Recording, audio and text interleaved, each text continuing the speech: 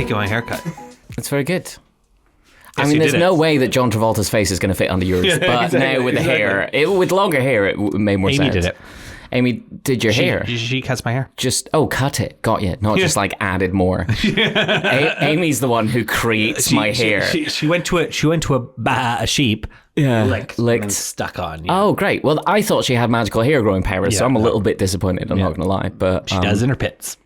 That is. Everybody does. Everyone has magical hair growing powers in their pits. That is a wonderful, wonderful turn of phrase that I think everyone should be saying all the time. I'm upset that it's the first time I have heard that. In your pits. In your pits. Anyway, I have been recording the last 5 minutes. Yeah, don't know why you did that. That's a waste of film. What's the film? Waste of film, yeah. All right, Grandpa. What's the theme of our different episodes? I'm not telling you. I'm keeping it a surprise. Cool. Welcome to the Ancient Robot Games podcast. As always, I am Dougal. And I am Gelb. And I have 2 questions that I am always asked. One, why is your hair so shiny? And it's a mixture of horse shampoo and violence towards authority. And you also wear a hat a lot. And I wear a hat a lot. Yeah. That's also 2. The second one is, what is in your pocket? The answer to that is the answer to so many questions that I get asked, which is board games. It's board games, Gelb. It's all of this is about board games. In case you hadn't realized what the podcast is about, it's board games. Board games. It's board games. Got it now. Understood. So we're talking this time. That was, thank goodness, right? We're talking about tiny pocket games. Tiny games that will fit in your pocket if your pocket is quite large. Not stupidly sized like clown trousers, but a lot of It'll games. also fit in they clown will trousers fit. You as could well. probably get multiple of them in clown absolutely. trousers. For all of you clown trousers wearers out there. I actually have something relevant to say. I have something called a utility kilt. A utility kilt, I should have brought it in. A utility kilt, for those of you who don't know and aren't Google searching this right now, is a khaki kilt made in the very Scottish region of Seattle, Washington. And it is designed, it looks like if cargo shorts and a kilt had a baby. But the way that it tells you how much capacity it can hold is in the number of beer cans you can put in it while still walking. So mine is a 25. So you can put in 25 beer cans and on the various pockets. And then there's like a sporin-ish, grommet, set of grommets that's also a pocket. So I think I should bring it in and we see how many board games we can fit in. I actually think that's delightful, and we should film it and have like bets on it. Yeah, I think so. So. I mean, I want a utility kilt. It's great. Just for games, it's really honest. Good. It's really good. So we're introducing the Ancient Robot Workshop utility kilt for sale soon. This is how we're really going to make our money for the podcast. Yeah, exactly. But yeah, well, hopefully you get a bunch of tiny pocket games in there. I think there's a lot of board games out there that say they are tiny pocket games, and they are maybe what I would call small box games.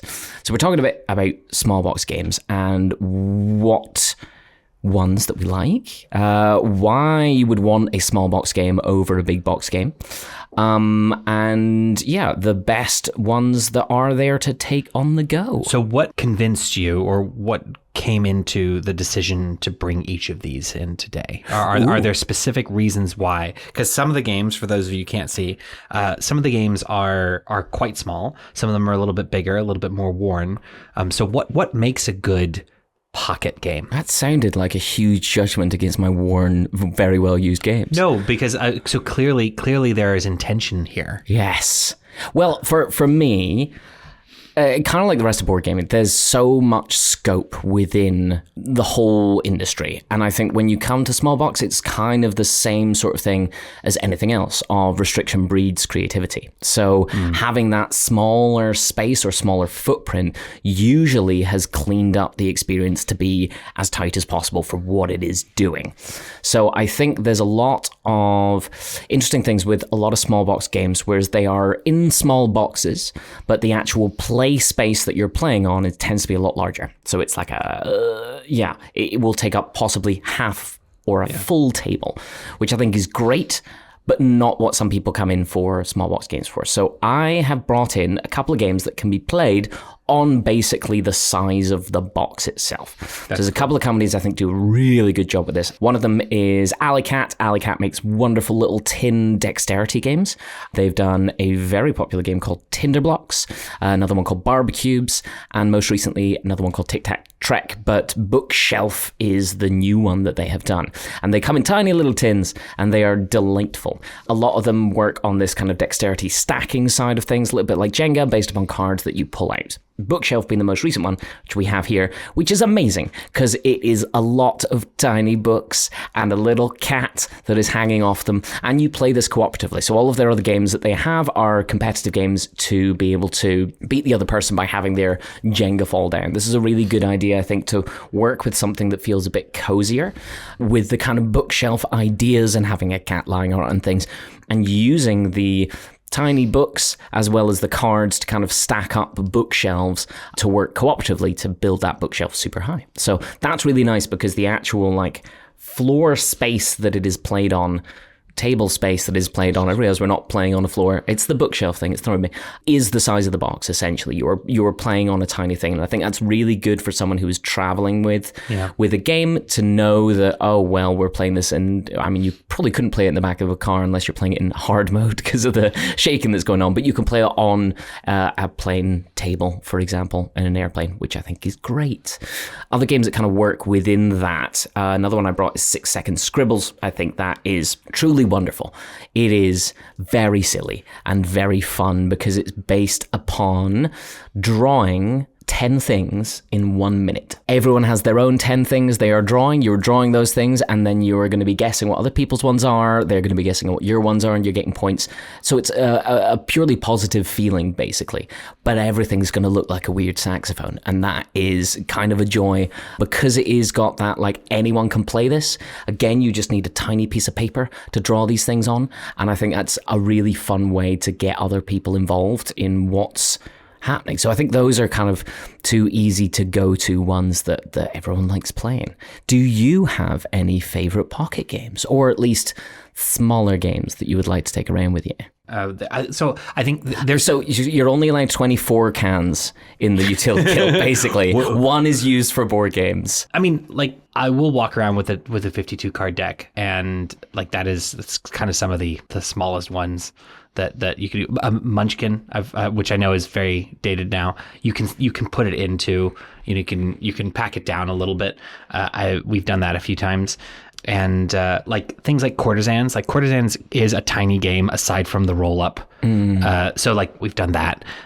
One deck Galaxy. I haven't played it very often, and it isn't, I think, an example of one that stays small. But Flux is great fun, specifically Starflux. That's quite a fun one. I do have the Strange World one. Strange World Above the Clouds. Yeah, Strange World Above the Clouds, and I think I played it once with you or in your presence. You showed me it, I think. So like, but I haven't really played it. I mean, I'm there whenever you're playing board games. I know. You often don't see me. When I forget to put the cloth on the camera. Last night, great show. I know you got. But anyway, I have played things like Monopoly Deal before. Yeah. Which I have to say, they're games like that. I noticed you brought Catan on the road. Like some of those games are really nicely executed, or they feel really nicely executed, far better than the original. Far better than the original game. So that actually brings a really interesting question, which is there is a bunch of games that I have taken out of the boxes and put in a smaller box or a smaller bag or things like that. I think it is quite an interesting discussion to have about the sizing of box for games and why they are the way they are. I have a theory. Well, I mean, it's probably not a theory. It's probably pretty well understood fact, but like a lot of it must be about pricing. There are quite a few games that I have and I've seen recently. They do not need to be in the size of box that they are. But if they were in a small box, you wouldn't be able to command the same price for them?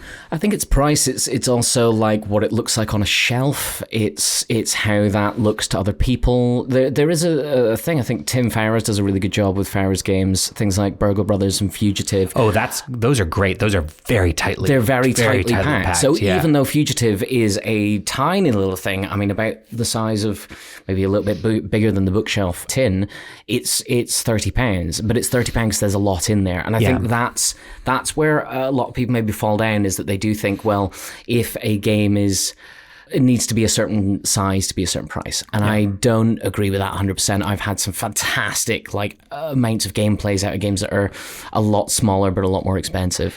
So it definitely, I mean, it doesn't make as much of a footprint. A lot of the smaller box games can get hidden on shelves and stuff. I think it's an interesting set of stuff because it depends on where you're wanting to sell it as well. Stuff like bookshops will love lots of tiny games because they can stack them up next to the thing, and that's where people are buying games. They're not buying games from the big game stuff because they're a bookshop.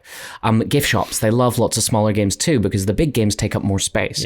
If you're in a board game shop, you might not even see the small games because there's so many big games that are sitting out there. So I always think of Flip 7 being the one of it came in a box, and then you open up the box and it was one set of cards in a tiny box inside it that just wasn't a sealed box. And I was like, well, why is this in that? And very quickly, within, I think it was 6 to 8 months, they then had a little hang tab version, so just a smaller box which fit exactly the cards and no more, no less.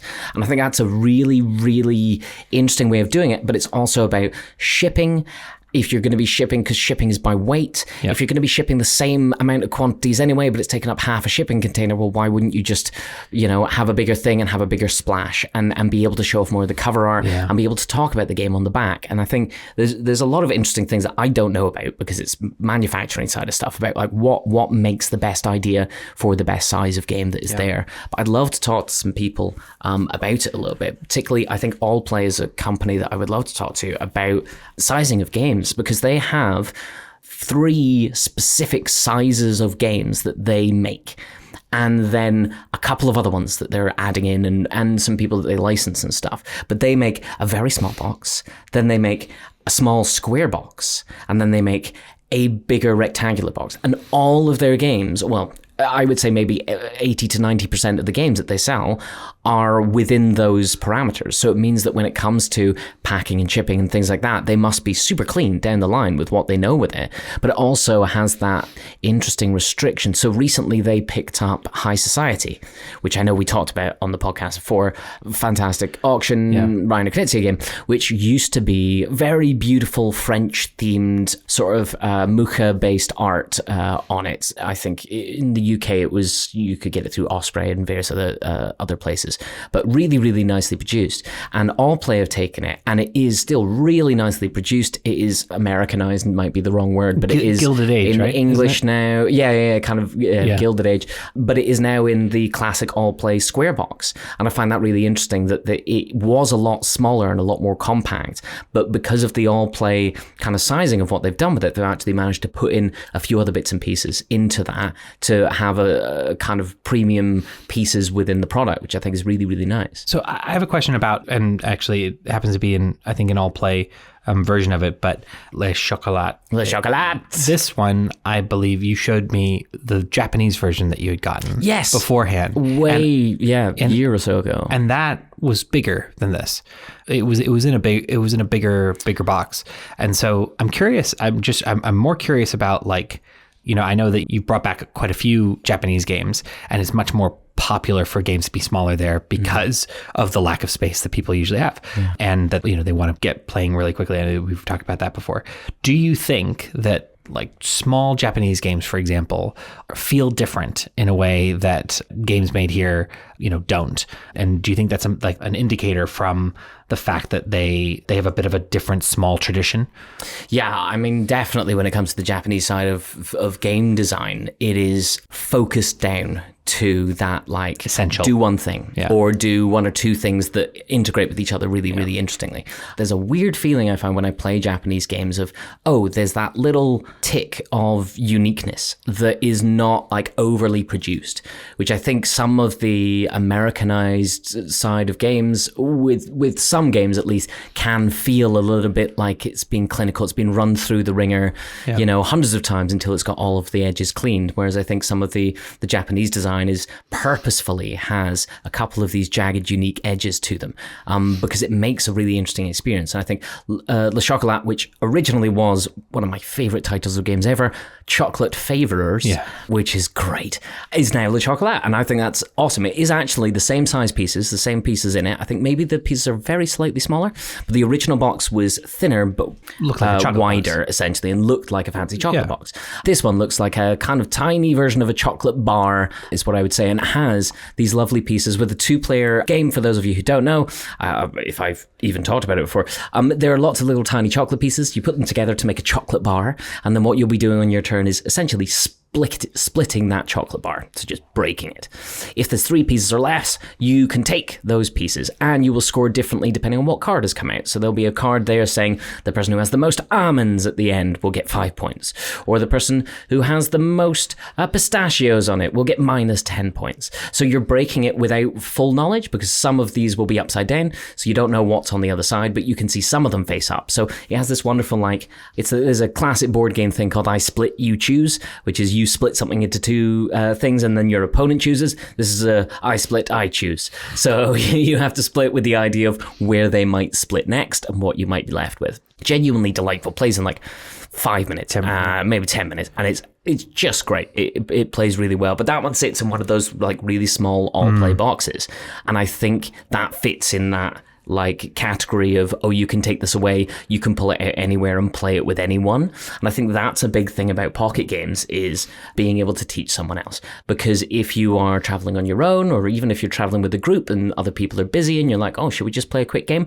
You don't want to be spending 20 minutes teaching them the game, because by that point you might have moved on, you might be going somewhere else. I always feel like pocket games feel like that traveling sort of game, or the one that I want to take with me anyway, for different stuff. So what about the games that have a pocket version that they come out with? Because, you know, Monopoly Deal is like or at least it feels like that's the most well-known one, but then you have Splendor has one, Azul has one, you know, they have smaller versions that seem to be different. They are different from a mechanics perspective. Catan, I haven't played this one yet, Catan on the Road. Are there examples of good execution versus bad execution in that? Oh, completely. You know? So I would say there's a really interesting part of the industry, because you mentioned the Azul one, which is the Azul Travel Edition. Right. And I think it's fantastically made and is the same game. It's the same and game. I think that's one of the best things about it, to be honest, because what it does is it gives you plastic insert essentially for placing the pieces in, so they don't move around while you're traveling with them,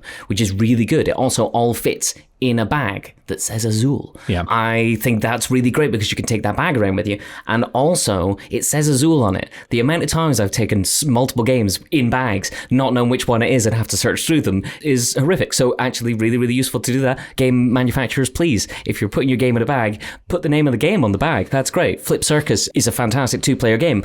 It has a star on the bag, and that doesn't tell me what the game is. And it's really frustrating when you're wanting to bring it out to people, because you've got to take out the whole game to actually show people it.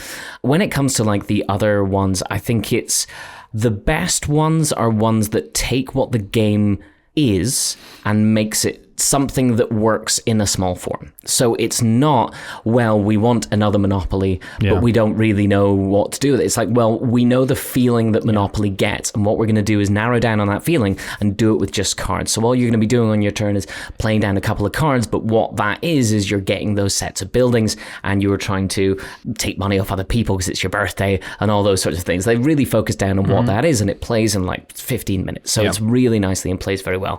Catan on the Road, again, has a really interesting thing where it takes what Catan is, the trading, the getting things, the building of a little civilization settlement in front of you, essentially, and it narrows it down to just playing with cards themselves. So it's kind of taking the atmosphere and the feel of a game, making it into a smaller box, but also not making your bigger version of the game irrelevant. Yeah, exactly. And I think that's a really important thing, making a small thing. Yeah, additive. To double down on a couple of small games to move around with, I think any of the Helvetic games are fantastic. They're always all the same size, but also Oink make brilliant games, all in small boxes. I think Deep Sea Adventure is a fantastic push your luck game. Wriggle Roulette, which is played with just eels and snakes in your hand. They're tiny little wooden eels and snakes you pull out of a bag.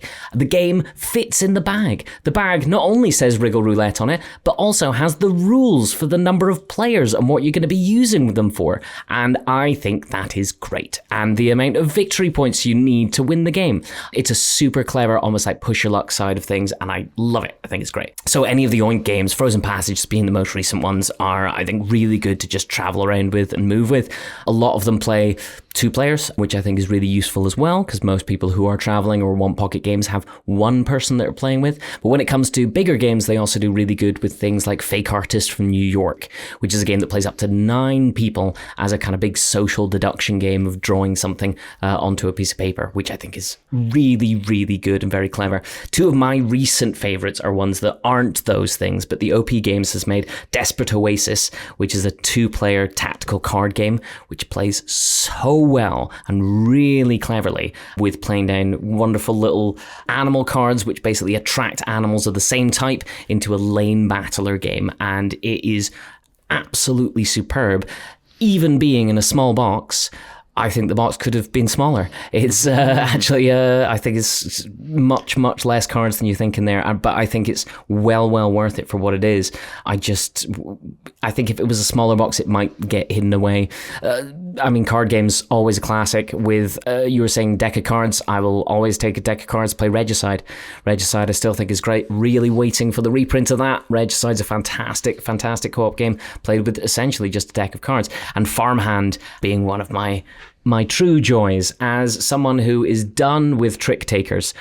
This is a trick taker that made me incredibly happy and got me back into trick takers, which sounds crazy after playing hundreds of them, but it is doing what small box games should do. It is peeling down what that idea is to its most elegant form in as small a box as possible. And I think Farmhand hits that thing of it's not just a 2-player game. It plays 2 to 5, and it's so clever. Skull King is an example, I feel like, of a game that it should be smaller than it is. Yeah. It is just cards, and it is in a box that is not a card box. I mean, I get it. Which I like. I love Skull King, but like, yeah, you could put it in something a lot smaller. Totally could, but I think it's a different thing of like, what do I want it to look like on a shelf? Totally get that. I would love to know the big decisions that are made behind these things. I want to know from the top down of like, no, we do this specifically. I can charge this. I can charge that. That looks like this on a shelf. Because what I want as many games as possible on my shelf at home, in which case they are stacked up on top of each other, and if I can get them into smaller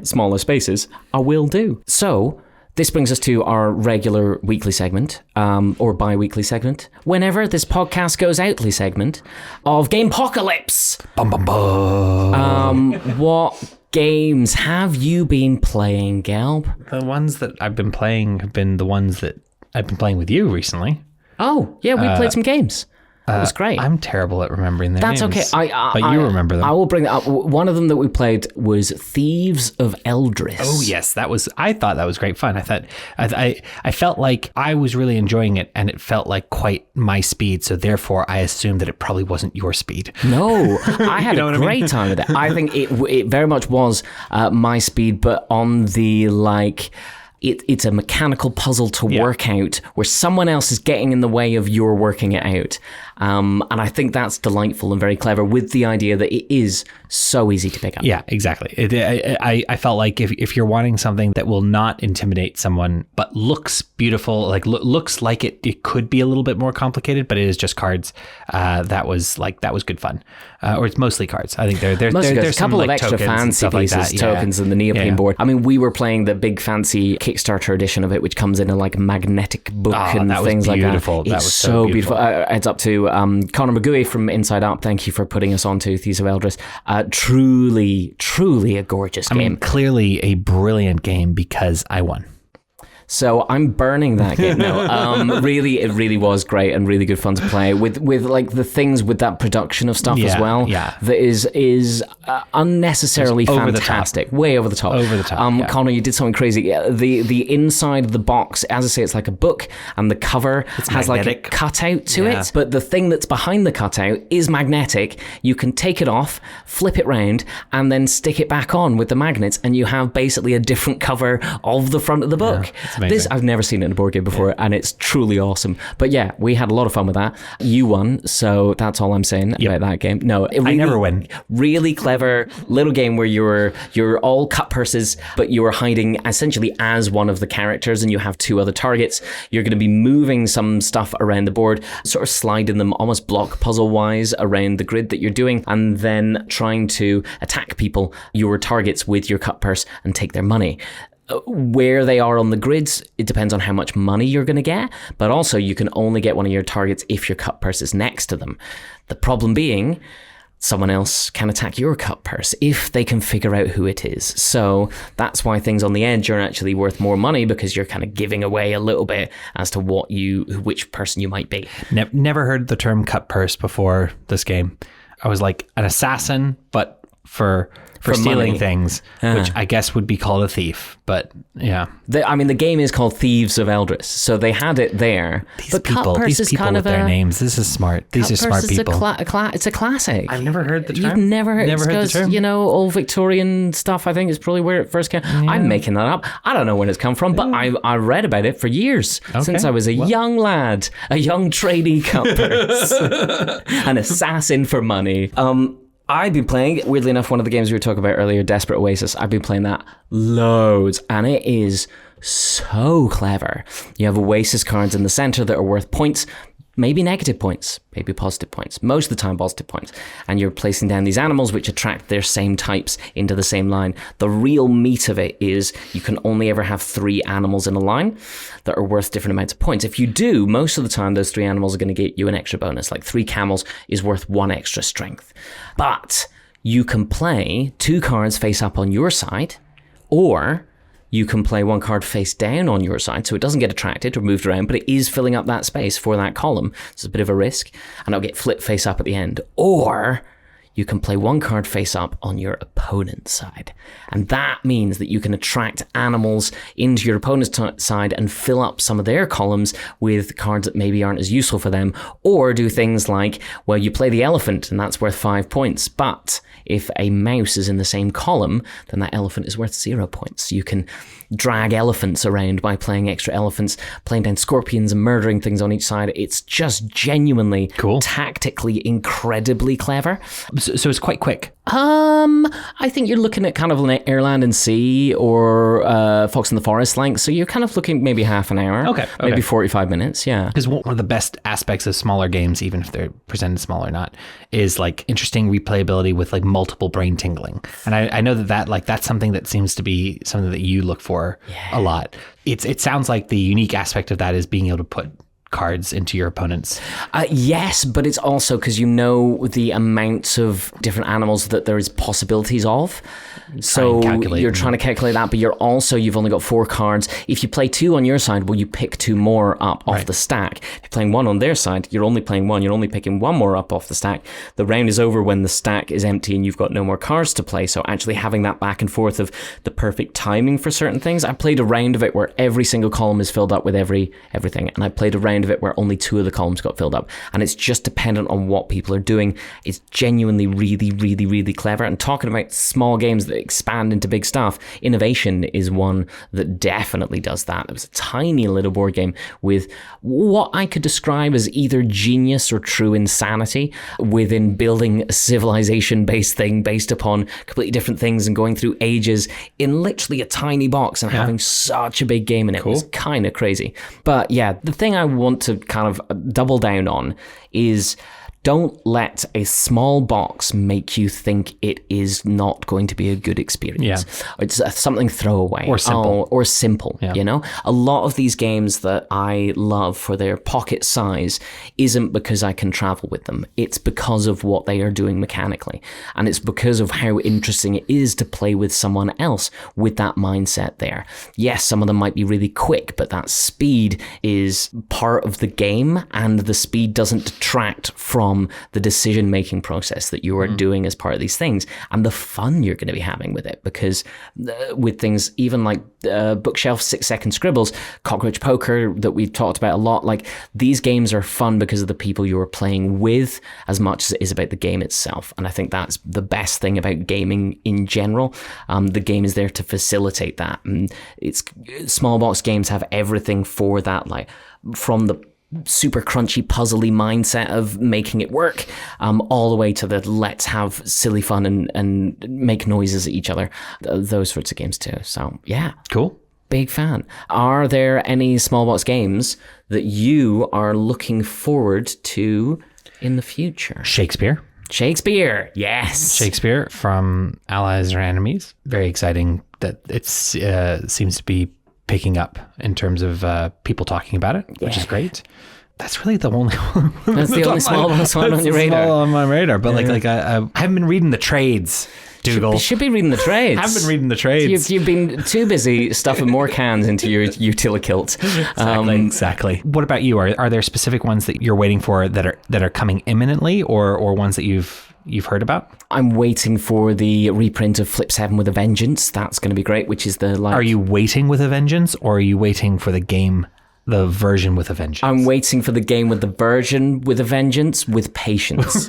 That's been great because it's Flip 7, but so much more aggressive with minus cards and things. That's super fun. Whatever Oink brings out next, I'm always incredibly interested by that.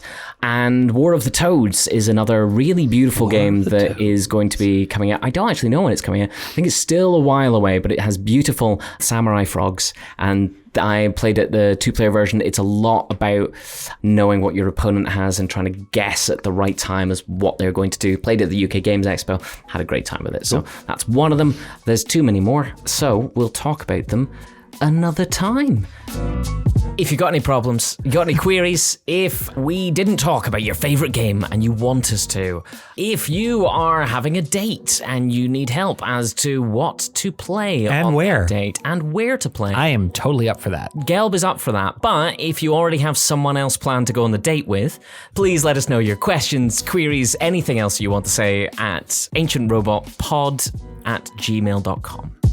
Thank you for listening to the Ancient Robot Games podcast. As always, I have been Dougal. And I am Gelb. And this has been recorded and edited by Ryan Scott. If you liked this, or didn't... Even if you didn't, please let us know in the comments or via email or Pigeon, if you got Pigeon. Follow us wherever you get your podcasts. And if you like us, drop us a line. And if you don't, do this really, really cool thing where you press follow or like. It actually works against us. So we'll still get the message. Thank you very much for coming and listening with us. And we'll hear you next time.